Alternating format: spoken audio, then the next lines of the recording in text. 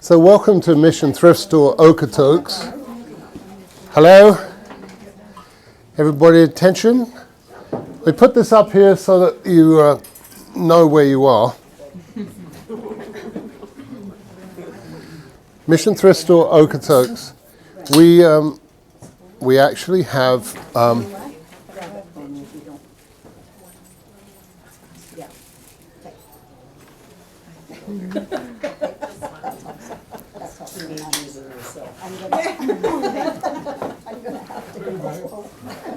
Everybody's looking at me. That's good. I truly appreciate it.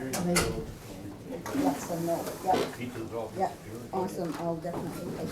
Thank you. That's fabulous. Okay, thanks. Sorry. That's There's okay. lots of pizza too if people want more, just before we start. So today's presentation is brought to you by the board.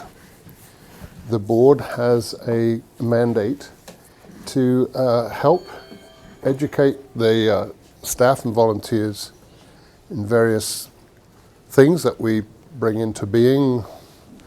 We did one on theft and so on last year. This first one for this year is all about merchandising. And we are known actually amongst all the stores as being one of the bright stars in terms of organization and showing off our stuff. But it's not a bad idea to go through some of the things that we come across in retail so that you have some knowledge and you can store some things in your mind to make the place even better, which I think we can do. So what is merchandising? Well, it's very simply, it's promoting the sale of goods by the way they're presented to the customer. And in this store, also presented to the volunteers, because they buy stuff too. The definition of merchandising is that everything that can be done to promote and sell the product. And so it's all very well getting all this wonderful stuff come in the back door, and it's incredible variety, and for us to try and figure out what to do with it. How can we be better at doing everything we can to promote and sell the products that come in the store? What can we do? Well, the first thing, of course, is a product appearance. And so if you're proud of the product that comes into your department and you're spending time and effort to put it out there, then why don't we make it look at the very best we possibly can? So the customers that come in this store always tell us it's beautifully organized and it's relatively easy to shop. One of the things that we fall down on is the method we use to package stuff. One of the problems we have is that our customers like to rip the packaging apart. And so we're caught between trying to make it like it's the Bank of England and you can't get into it, but at the same time being able to make the customer see what it is that they're going to potentially purchase. And so we have to be very mindful of what that looks like. The other thing too is how much time and energy are you going to spend on an item, and how much packaging are you willing to devote to that item, bearing in mind that, if you're going to sell something for 25 cents, are you going to use a 5-cent bag and a 7-cent label and finally sell it for 25 cents and spend probably 4 or 5 minutes of your time putting it into the bag and taking it out and putting it on the shelf? We'll talk about pricing later. We'll talk about the strategies that come with that. But packaging is very important. If you can't package it properly, you can always come and ask one of us. There's lots of ideas in this store, and we're very good at sharing our ideas one to another. Now, we try and provide everybody with a suitable display. And the interesting thing about the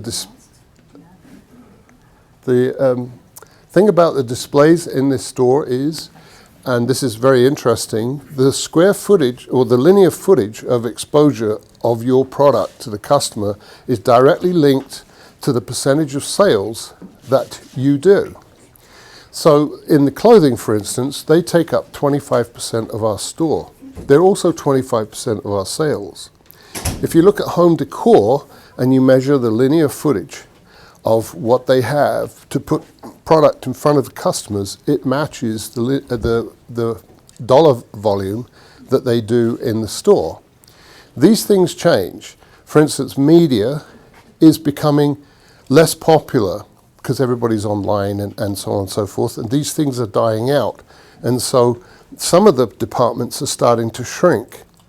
Some of the departments are starting to balloon, and so we have to be mindful of that. And if you're in a department where you think you don't have enough space, or you would like a special area to present some product, there's nothing wrong with approaching the manager that's in charge of your department. So who's in charge of your department? Well, I've split the responsibility of our departments, the 24 departments, between the three of us, so that we're not inundated with one person looking after it all.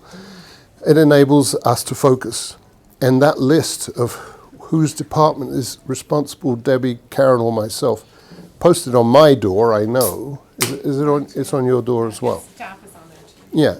And of course, if you have any issues in your department, you just go and find that manager and talk to them first. That's the best thing to do. And with display, we don't mind you getting creative with the area you've been given. But if you don't think it's enough, you need to talk to us. If you think you need extra shelves or you need to alter that display in some substantial way and you think it could be done better, we're always willing to listen. And we're always willing to move things around and try to find a way to do the best job we can to provide for what you need. The thing is that whenever customers come into this store, if you want them to actually approach your merchandise and buy it, that has to be easy for them to do.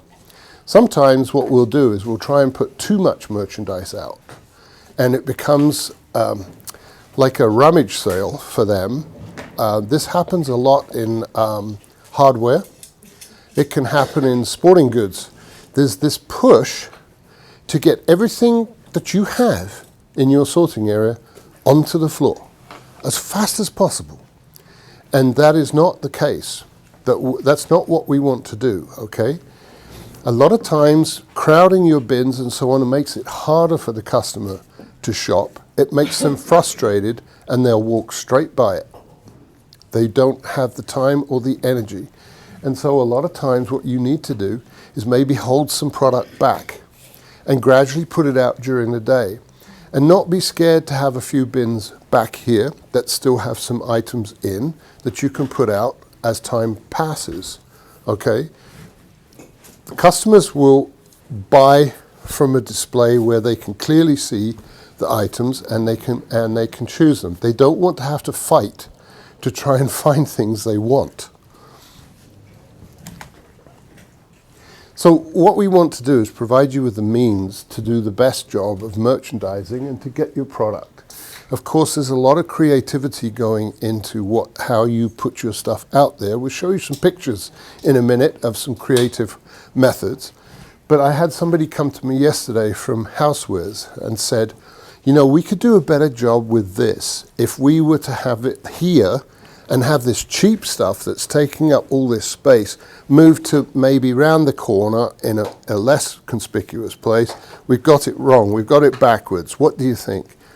So we went out and we had a look, and yeah, sure, they came up with the idea. It was perfect, and they had my blessing, and off they went. And as a result, the store is now much better off.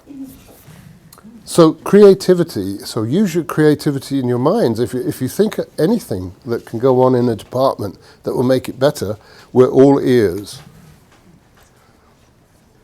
Now, This all comes down to, and some people have a remarkable skill at this, is visual appeal. Some people just don't have it. They'll go out and see a space and they'll just fill it. Other people will go out there and go, well, now if I put that there and that over there and I change this around, if you have some people in your department that are good at it, let them do it. If you think you're not good at that and it's not part of your skill set, maybe your skill set is looking things up on the computer and coming up with the right price. Who knows? Different people in this place, different skills. The use of color, and we'll talk about that when we show you some photographs, and also the use of height. And instead of having everything at the same height on a shelf, 2 foot deep, if you can elevate things, and if you need things to elevate things, there's various ways of doing it.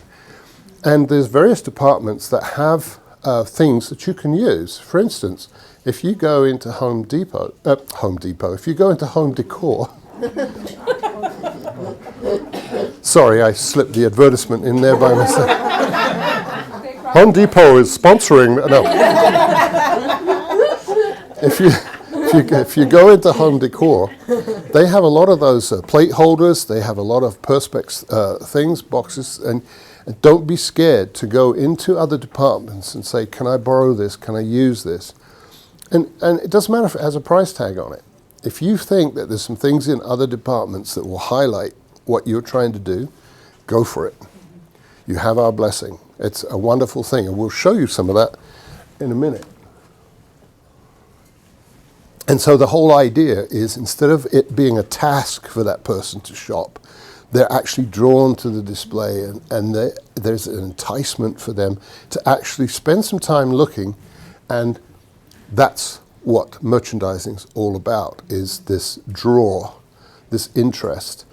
One of the things that I'll tell you is that out of all the thrift stores that I visited when I was in Ontario, and we visited Value Village, Toulouse, Salvation Army, Goodwill, and one of our stores. You can go into those other thrifting stores, and they're making money, don't get me wrong. All the stores we went into are multi-million-dollar stores. But the thing was, when we went into the Mississauga Mission Thrift Store, and later on we actually went to Newmarket and looked at the brand new store that hasn't even opened yet. And she's garnered all the wonderful ideas, and she's been looking at what everybody's doing. And she's come up with the most amazing store. The thing about our store is, when you go in, the initial reaction is, this place is interesting. This place I want to go over there, I want to go over there, I can see this, I can do that. The other stores, for the most part, a lot of those stores, 75%, 80% clothing for miles. And a lot of them don't even label it or have signs taking you to places. But they're existing, and they're surviving. But the big thing about Mission Thrift Store is, not only do we have an incredible message to tell the world the way we do business and why we do it, but also how we do it. And that is because I think we're very enticing. So keeping that interest. Our goal through the enticement is to try and get customers to spend more. Now, here's an interesting fact. For the last 4.5 years, the average number of items that people buy in our store is 5.8. It hasn't changed. It's still the same old statistic. Everybody that comes in here, well, I'm not suggesting they buy a 0.8 of something. We divided some numbers. But the people are buying 5 or 6 items, and that's it. Are they coming in more often? Well, there is that. People do come in more often. I mean, I could point to probably 30 or 40 people that are in here more than 2 or 3 times a week. I can probably point to about 20 people that probably are in here every day.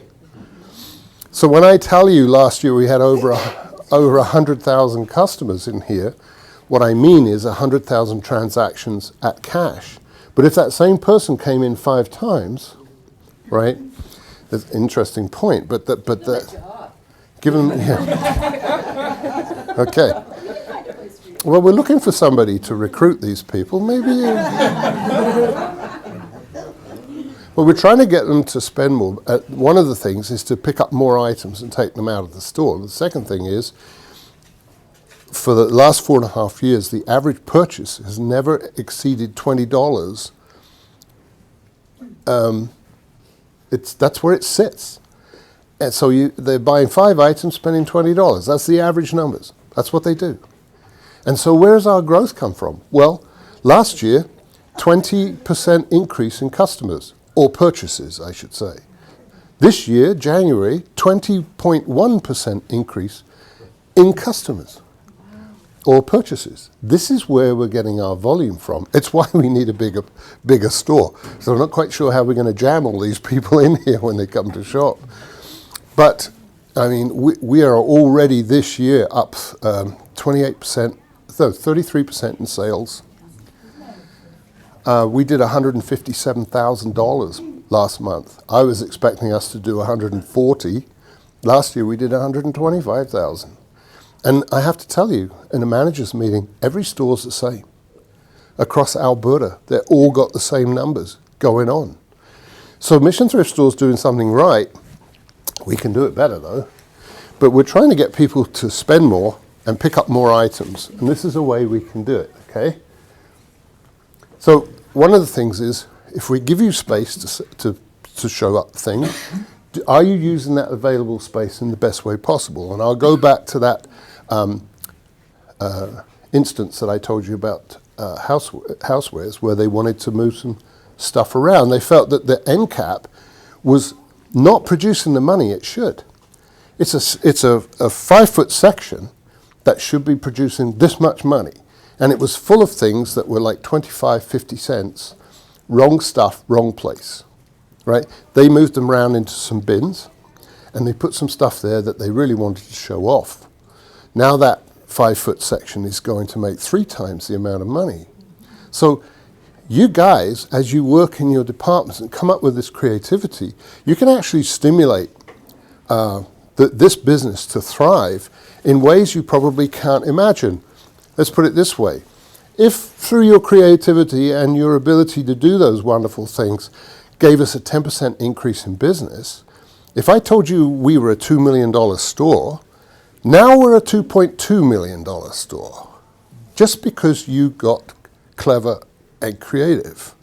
So if you think this doesn't have a bearing, you're wrong. It certainly does. So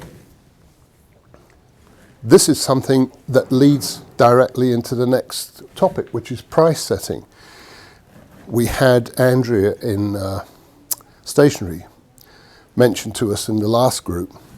She came across a price list that she created 4 years ago when she started here, and she said, I'm pretty much pricing things the same now. And that's a mistake. Because you know what? My heating bill in this building went up. A lot of other things went up, I have to tell you. We need to be very sensitive to how we price things in our departments. Again, if you just added a small 10% increment to your pricing in your department, instead of $1, $1.25, well, that's 25%.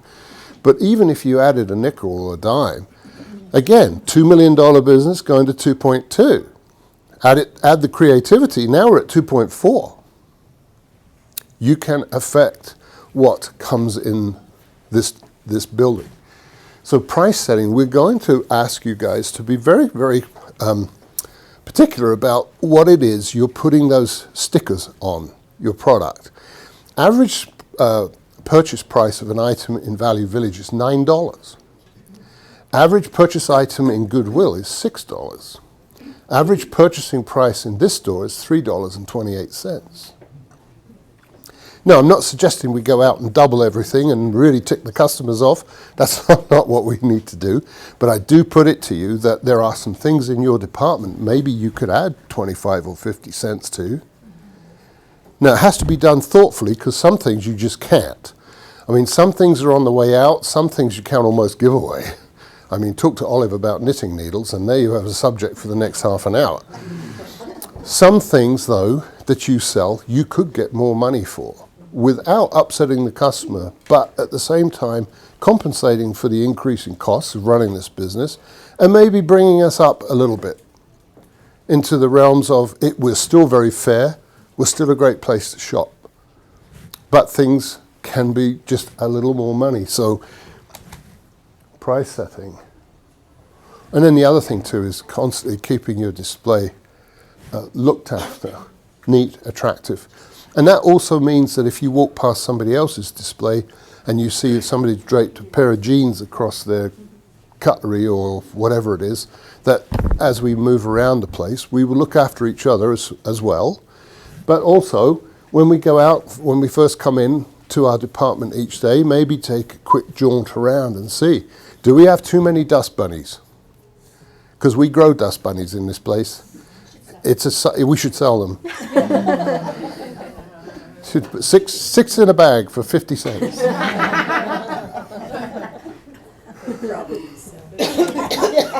Anyway, so we would be most wrong and erroneous if we didn't give you the tools to do this.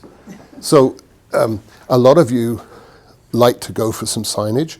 It highlights your product. And if you think signage is worthwhile, it needs to be done professionally and properly, right? And we're good at it. We do a lot of signage, just look around. And we're prepared to do it for anybody. If you have a special product that needs highlighting properly, or you've put up a new display, then let's do some good signage. Do you have anything to add to that? No? So the other thing too is, you might struggle in your department to put stuff out every day, but have you ever thought maybe if you change some things around, it might be a lot easier for you? And we're open to it, and we have all the resources. We have lots of shelving. We have lots of baskets back there of different sizes. And of course, we have hooks and pegboard. We've added things to people's displays. And after I did an analysis of this business in the first year I was here, the first thing I did was I went out and changed a whole bunch of the displays. And you can see where they are. There's pegboard everywhere. We've gone up in the world. We're known as the tallest store in Mission Thrift because everybody else has miles of room and we're trying to struggle in this little place, and we've gone up. There's a lot of people in Mission Thrift that have been in the merchandising and in retail, and they're very conscientious of sight lines. When you walk into a store, this is a thing they talk about. Oh, what are the sight lines? To me, it's like, oh my goodness, we've got to get this out there. How do we do it? And we've had to go up. And so some people say, well, theft, you people, well, what can you do? I know. Let's expand. Oh, okay. And there's nothing wrong with, I've had a number of people come to me and say, if we were to do this, that, and such and so, we could really show this stuff off. And we're into doing custom displays for various items. You've seen some around the place, and we're willing to do it. And one of the things that we're bringing in that I will call height boxes. There's this whole idea of everything being on a flat shelf. It's all like this. If you could get things a little lifted up, there's nothing wrong with bringing in blocks of wood, covering them in fabric, putting a piece of fabric on your shelf with blocks of wood or whatever it is. You can always talk to Russ. They've got all sorts of stuff back there, resources. You can talk to Home Decor. They've got stands and all sorts of things that you just take a look and see, can I use that? Because if you can put some 3D-ism into bringing your display to life by using some height, that is it's one of the biggest things you can do. Can I just add to that too? Use textiles. Use from other departments. If you've got a bunch of dishes, use a scarf, use a pillow, use a piece of fabric, just things that'll bring interest and texture. And I do encourage people to go walk around the store, particularly look in our jewelry cabinets, look in housewares, look at their end caps, see what they've been doing. We've got a few other end caps around. Jewelry, it's not just jewelry in there, she's got picture frames and pine cones and doilies and all kinds of things that you wouldn't normally think should be in a jewelry cabinet. But just have a look at some of that. And you don't ever want to rob another department, but if they have excess or if you ask someone, definitely take it to use for your display. So if we want something built, can we ask that too? Yeah. Yes, absolutely. Yeah. So there's two things you can do. You can actually borrow stuff from other departments that's priced that you can expect to sell off your end cap as well. There's nothing wrong with that. But there is also some end cap stuff going on where we've used a piece of furniture like a tea cart and we put a sign on it that says that this isn't for sale because we really want to keep a hold of it. And yet people rip that off and then they have to come into cash and trying to talk a cashier into selling them it for $30. One idea that one of the stores does, which is Lethbridge, is they put a $400 price tag on the tea cart. If you want it, that's what you're going to pay. Oh, that's too much. Well, just leave it alone. And so this is more to what you were saying, is creating special places for special merchandise. Now, in amongst this is this whole idea that sometimes you get some things that are worth a lot more money. You're scared to put them out because people will switch tags and they'll do all sorts of things. And most of you are aware of the fact that Debbie will take things into the boutique. We also have some other glass cabinets there that we can put more expensive items in. But we need to put the special items in the special places. And so talking about pricing here, because special items usually are more expensive, okay? There's always been this mandate in this store that we price things at 25% of what you normally would pay. That is a misnomer. That is not how we price stuff. The way you need to look at how you price things is, what would I pay for this? Okay? And of course, there's the other thing of going on the computer and finding out, whoa, what's this worth now? Because if it's a collectible item, it might be worth a lot more than was originally paid for it. Debbie's an expert in looking on things online, and there's people in other departments that spend some time looking online. And so if you get something that comes in that's brand new and never been opened, it has an intrinsic value maybe of 75% of what you would normally pay for it. There's nothing wrong with asking that. And if it's something is virtually new and in really good condition, maybe 50%. There's nothing wrong with asking. Our donors expect us to do the right thing with what they've given us, okay? It's one of the reasons why they trust us, and it's one of the reasons why they turn around and come back in the store, because they know they're going to find some deals, but they also know we're fair, okay? And there's nothing wrong with maybe now asking maybe a third of what the normal retail price is. But again, go back to your brain and say, well, what would I pay for this? What's the matter? You ain't got a brain?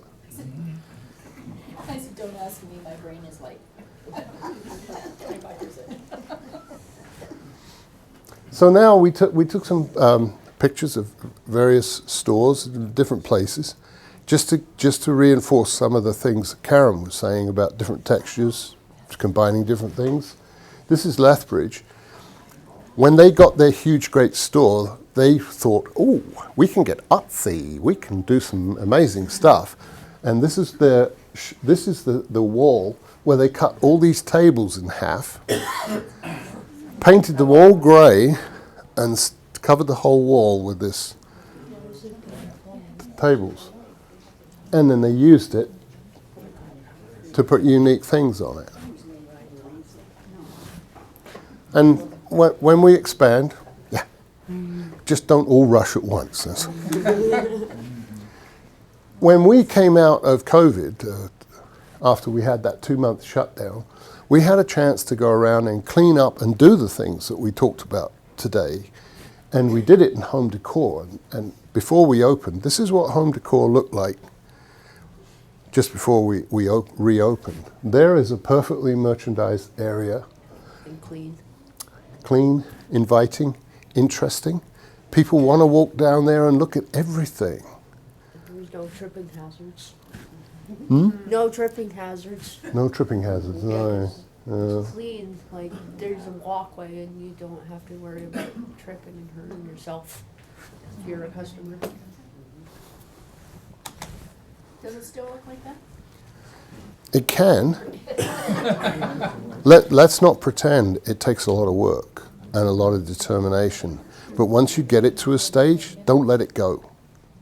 Try and fight for that look. Try and fight for what you've built. But doesn't that be a lot cleaner looking than the tables that are hacked up and put on the walls? Well, this is a matter of choice. The tables are interesting. People talk about it. People in Okotoks talk about the Lethbridge table wall, right? Like it's attention grabbing. I guess if you It's have a unique. section for it. It's interesting. But you're not selling the tables. No. They're cut in half. You can bet someone wanted to buy some of those. Unless you want half of the table for Half the table for $400. This is Missions Thrift Store in St. Thomas, where this is an idea where they are actually grouping different colors to build that enticement and that interest that we talked about.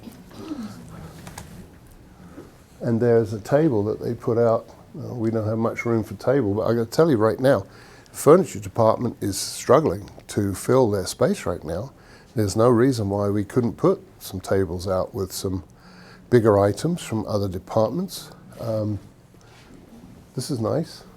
And again, just look at the levels, right? It's not just all laying flat on a table. They built it up. There's levels, there's holders, there's different items in there. Looks like Textures. There's a china cupboard there in the background that's very nice. Do we have any room for that? Like the wood that you girl or somebody put on those end bunks, the tea wagon and the dresser, they're so appealing. And that looks.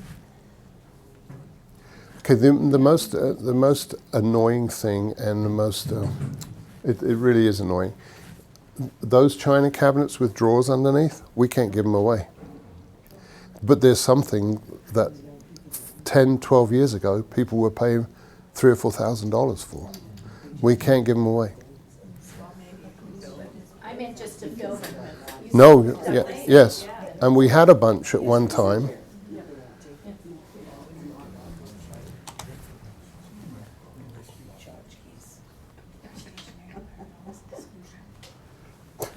A good idea for you right now is if you've been up to Cash, you'll see those little cards with that lady on there that says, "Because of you, I now have a Bible." There's another card that says, "Because of you, I can now read and write, and I'm no longer taken advantage of in my community." There's these little cards, and Debbie's got some on those little crocodile clips that she has interspersed in amongst the merchandise. You can do the same. In fact, I'd like you to do the same. It passes on the one of our legs of our three-legged stool. I don't know, you weren't all here this morning, but we talked in Ontario about who we are, how we do things, why we exist, and what is our motive, and what we came up with was this three-legged stool idea. One of our legs is Bible League, Bible League. And Bible League has a ministry in Canada and around the globe. That's one of our legs. The second leg is our community, and how we are seen in the community and how we serve the community. That's our second leg. And the third leg is, how do we approach the environment? And you know full well that we recycle a ton of stuff here. And here's some of our chief recycling people here that do an absolutely bang-up job. I don't know what we would do without them. But we recycle tons of stuff. We're important to this community. We're important to the town because we keep huge amounts of stuff out of the landfill, right? So that's our third leg. So this is who we are. We're a three-legged stool. If you can picture us like that. So yeah, put those little cards. There's another idea. We can get pretty creative, especially when we expand. We can do some interesting stuff. Penny in the last group said, "What would happen if somebody wanted to buy the A?" $400.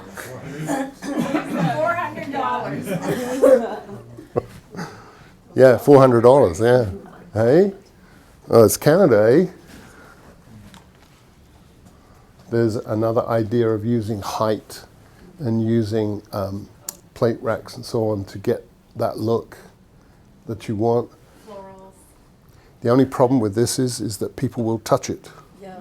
Especially little people, especially little people. And so it's a challenge, but it's one of the few challenges we have is to keep our area looking great, and constantly as we go out with new merchandise, just making some adjustments to make sure we stay on top of it. And this is a before and after. Do you want to talk about that? Oh, that's just one of our end caps in housewares. Oh, yeah. Right, so taking it from a sterile, industrial looking end cap, throwing down some contact paper, putting some textiles in the, textures, floral pictures, and it just, is much more appealing and interesting. It does. I think looks it's made a more- huge difference. I don't know who did it, but somebody's done a really good job. Yeah, they're sustaining it really well too, right? Because if you go with color themes, things like that, right, then you can just add your blues and looks greens to summer. that, and your red things to the red display, and the orange, it's sustainable. Because we do have to keep that in mind as well, right? Yeah. You've got however many other people in your department needing to sustain what we've put in place, so. Yeah. And there's people in this organization, in this store, that have the ability to do that. I don't really have that ability. Karen does, Debbie does, and I know others. Maven did a good job the other day. Cheryl's really good. There's a number of us in here that if you have a problem and you want somebody to do it, maybe they'll do it for you. And Joan, not to pick on you, but Joan comes in and she just kind of fixes up the store and dresses mannequins and fills holes in displays and stuff. So if you want help, she's here on Thursdays. Yeah, okay. So this is to highlight the use of signage, nice and big, nice and clear. This is what Lethbridge decided to do in their housewares. We've done a similar thing with the smaller space that we have, which is really good. It's signed up, but this is how they've chosen to do it. This is how they chose to do their skates. We have the little boxes. I mean, different stores, different ways of doing things, but all these ideas. There's all your different. You talk to that. Yeah, so just taking, again, an industrial metal shelf, right? Adding a couple of doilies, a box, there's some floral books, obviously that's not, and then it just makes a really interesting, pretty end cap there.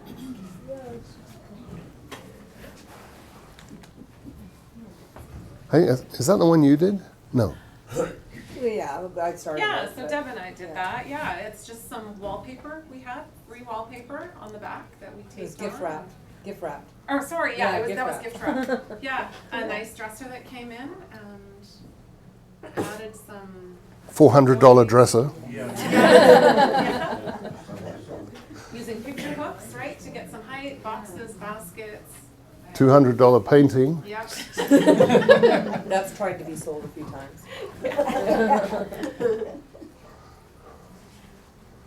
Something to do with shoe accessories. How do you make shoe accessories interesting? Here's your shoe accessories bouncing off the shelf saying, "Buy me." And while you're at it, maybe you want a cowboy hat. And they're not $400. And it's because it's This is crafts after we put that pegboard up in various places, and how she utilized that and changed the whole look so that it was easy access for the customer to shop and see things. That's crafts also. She went and got to stationery and got all these racks there that she put all the different papers that she gets in. And yeah, we gave her a bookshelf that she put on the end of one of her displays, and suddenly she now has a place to put all her crafting books. And then this here is a letter rack where you might have next to your phone, that one with the curly-whirly cord that you have at home, has that next to it with all your bills and stuff. No, she is one of those. There. This is another interesting idea. That's what they did in Lethbridge with some of the things that are harder to hang up or to put in place. So easy. All right, so easy. So easy. Obviously, they don't sell very many scissors. Maybe they should cut the price. And zippers too. And zippers too. This is how we use height and different levels of shelving to show off different things. And that's our own electronics department. This stuff was taken away. Instead of confusing those big long central shelves, now they have their own spot. And that is our hardware department. This is to emphasize the fact that you don't need to put everything out at once. There's that whole idea that I'm going out with a bin full of stuff I just priced, and I'm not coming back with anything in it. It's going to go onto the table, and yeah, good luck, customer. Here we go. See you later. Enjoy. This is an idea of putting stuff out. You can repeatedly put stuff out during the day, and there's no reason why you can't have bins there that the next shift when it comes in can just fill it up for you. Working together. Toy department came to me and said, we have too many of these, and before we moved the sales line up to where it is now, it was over by the front door, if you remember. So here it was, and we decided, they need some help moving this stuff. They had accumulated so much of it, they didn't know what to do. So here we came up with an idea.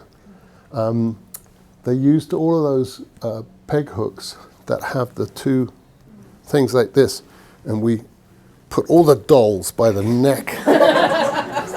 Poor Nick. Dolls gonna have issues. There's our Barbie walls. I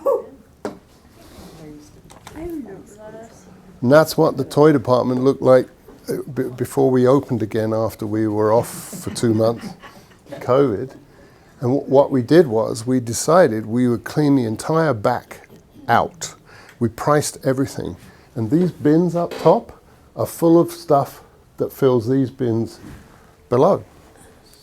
So we moved that out there because we were determined after we opened, after COVID and we reopened, we thought we were going to get slaughtered with donations because everybody for months hadn't been able to, 120 cars a day, right?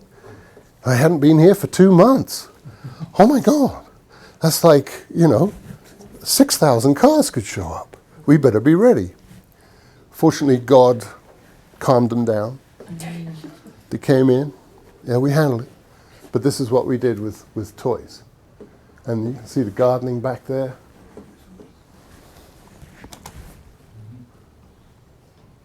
Like that. Doesn't that look beautiful? That's three customers though. Yeah. Three children in there having a great time. It looks way neater than Yeah. now. It's the biggest problem we have as a store. People touch stuff. Or move it. Or move it. Yes. Don't come in. Stay away. So, and then we had this whole idea of putting things that are awkward that might take up room in your area. We can find a place. When I came here, furniture was having to deal with all this medical stuff, and it's ornery thing. It's horrible to have on the floor. So we built these extra big shelves, and as you know, all the way along the back wall here is all our medical items. So we got creative. And the furniture people said, you've got to be able to do something with this. And we came up with an idea. And so this sort of stuff has its own place now. People can see it, so it can be up high. Obviously, there's a sign there that says, ask for Ian Veland. You know Ian, 6'5", works in books. When he's working, you don't need a stepladder.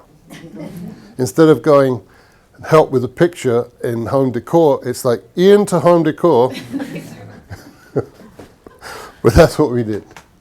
So that was a little thought-provoking presentation to make you think about what could we do?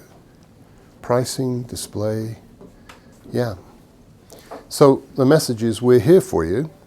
We will listen and we will do the best we can. And ultimately, I know we're expanding, but then there's not too much we can do with what we've got left. But like I said, we came up with something for housewares yesterday, and I can tell Henka's back there.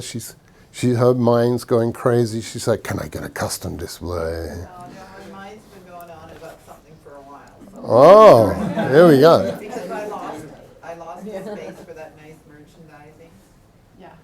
and it's now in bins in the bottom, and to be honest, until just a month ago, it was a single person department, and I did not have time to color coordinate the way I want. Rosanna took most of that on herself, and the people in the store. But the small stuff, like the wallets and the small bags, get lost now.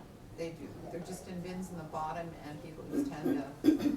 So yeah, I was thinking if there's some way I can go up my wall with just a bit more in your face signs, wallets or something, I think I'd be much better off.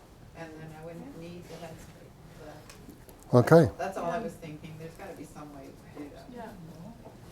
Well, I just want to say, at Cash, we do get a lot of compliments on how neat and tidy the store is. Yeah. And, Oh, yeah. yeah, Very true. People are, Very true. yeah. Yeah. Lots Well, of- I know you noticed- just had an interaction with someone. I was there with someone else, I'm trying to think, we both sort of stood there, okay, this woman was talking and she has an interior design company and she stages and one other thing. And she's been doing it for years, apparently, in Okotoks, and she says, this store is done so well. She Yeah. says it's a thrift store, you feel like you're in a thrift store, you enjoy being in a thrift store, so you still feel you're thrifting. But she said, the little displays in between just take it off. And so I thought that was really cool. But I'm trying to think of who was with me, because we were both going, yes, yes, yes. And then they asked who, and I said Karen, because I knew you'd done that one thing she was Oh. Yeah. So it's fun when they say stuff like that, right? Yeah. I know when I was on Cash today, there was a customer, there was a lady who came from Martel. They were like, "Oh yeah, this," and they wanted to stage, like, they were like asking, this was like how much the item, this lady spent over like $500 So, on stuff, and then she's like, "Oh well, I really love your store. It's well cleaned, well kept, and your volunteers are awesome. Thank you for your service, for helping out with the store and stuff." And they were like, this lady asked me like, "Well, it's nice how you guys display like everything in order, and it's nice and clean for customers to see the merchandise and then put it on the floor." And she was like really impressed how our store is well kept. I'm like, yeah. Yeah, we hear it frequently, don't we? Especially cashiers when you're on I'm cash, sure. right? I would say, I think for some of the customers, especially the ones we see a lot, you notice that it's like they'll come in and they'll have a routine, but they want to chat, they want to visit. This is an outing for them. It's exciting to see what's out there, and it's also exciting to have people to chat to. And it's sometimes hard when you're on cash because you want to stop in cash, but you don't want to. Yeah, and they like to talk. I And do they're need like, personal shopping from the store. I'm sorry, but every time I go out there a bit longer, I'll sell a cart full to someone, because you'll start talking and then they'll ask, oh, do you think this matches with this? And would you have something like that? And then you just say, well, go look at the pillows, or why don't we go look at crafts? And next thing you know, they've bought a lot. It's the same with clothing. What goes with this? And you start talking to them, and then they've bought stuff. And I know that Lethbridge in the beginning always had a guy on the floor for furniture, and he just schmoozed with everybody and sold furniture. And I think And sometimes I think people you don't know really what's can- on sale. And they don't know what they're looking for, but they want something, and I think it, I mean, I was a fun, I don't, was always just doing back there, but if you're in the store and you end up chatting with someone, they will leave with more, because you know where it is, you know what might look nice, and next thing you know, they're coming in a week later and asking you another question. Yeah. So when I was in Ontario, we talked about the things that were very important to a store, and one of the things that they talked about was the interaction of staff with customers, to the point where Lethbridge actually has greeters. And these greeters are up to speed on a few things that Bible League is doing. And they have the ability, if they're asked, to share. Or if they see an opportunity, maybe they'll start to share. And there's nothing wrong with that. And I think we need to be able to give an account as to who we are and what we do, what we believe in at any point in time, and be able to talk about all these different things. And we're working on that to give you some cards and things that you can use, keep in your back pocket, so that you can have some things at your right hand that you'll be able to. And it's a learning process for you, and it's one of the things we're trying to do, is to make sure that out of all these three legs on our stool, that it's not just a three-legged stool to you, but this is a living leg. I know about it. I know what we do in this store about this. And we talked about where we could share those messages in terms of signage, in terms of actually people talking about it. And also we talked about how these people can go online and find out things more in depth, because quite honestly, you don't need to go into huge detail in a store. It has to be short and sweet for the most part. People are here usually for a reason. And there are also those that want to talk. We know that. So there's that too. But we did a survey on why do customers come to a thrift store? That's an interesting question. Why do people donate? 37 reasons why people donate. See how many of those you can think of. We had that list out here on the table. Yeah. There's all sorts of reasons, from divorce to estate sales to I'm downsizing to somebody gave me this for Christmas and I hate it. And here's a tea trolley you might be able to sell for $400.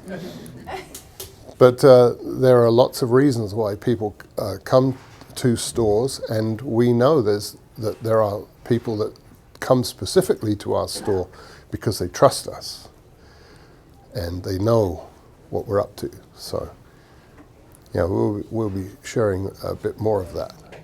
So it's 1:30. I hope you've enjoyed this time.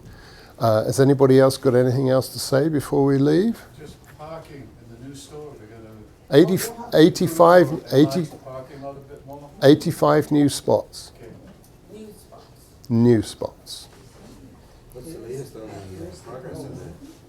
Okay, sorry, there is more pizza.